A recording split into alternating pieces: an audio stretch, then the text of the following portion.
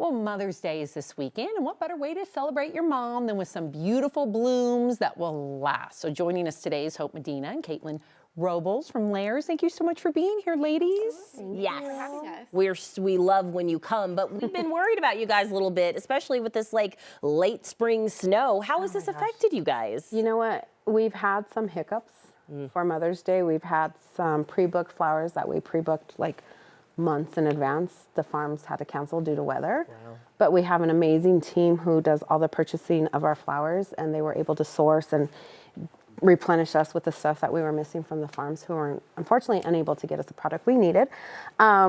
It's just a team support of wherever something happens, we have a great team to help us and pick it up.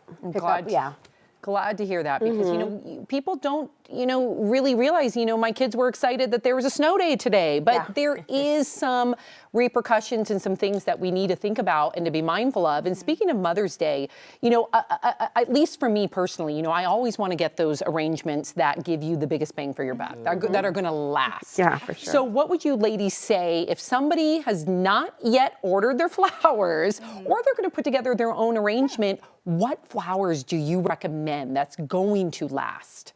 Yeah, absolutely. In this arrangement, for example, our sunflowers last a really long time.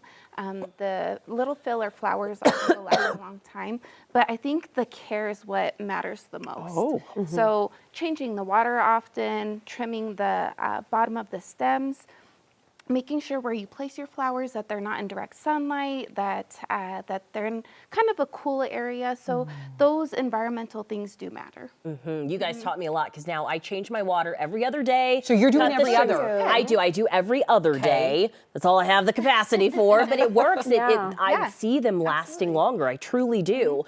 What if I'm putting something together myself, because I'm taking the little things that you guys teach and I'm getting better at it. What are the blooms that I should reach for that are going to last the longest? Typically like your mom's carnations. Carnations get a bad rap, but because they come in a variety of colors and they will last probably like 3 weeks. Your mom's roses honestly can probably last about a week and a half. That's good. Yeah.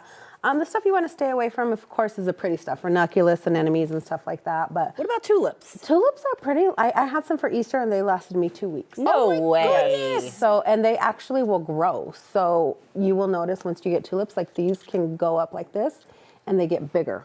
Oh, now when you mentioned cut the stem, and I know you're supposed to do an angle. Yes. And every time I do my angle, I'm thinking, is it a downward angle or an upward angle? It doesn't matter. Okay. Yeah. And then what about like for hydrangeas, reviving them? Because sometimes they'll get a little like wilted, and then I know that florists will like somehow revive them. How do you do that trick? Dunk them under water. Cold or hot? Cold, preferably. Okay. Hydrangea, they need hydration. That's the name. So you just dunk them under water. So if they droop, I promise you, if you dunk them underwater, the next day they will come back up and they will be fluffy. Oh my gosh. So yeah, it's one of the tricks. So I'm going to try that, because I can never get more than like 2 days out of mine. I know. Yeah, and that's what happens, and they're the most requested flower for weddings and stuff like that. So, but Dunk 'em. you dunk them underwater and they just bloom, and it's like magic. So Great yeah, tips. it's one of the cooler flowers. Oh, so exciting. I love flowers.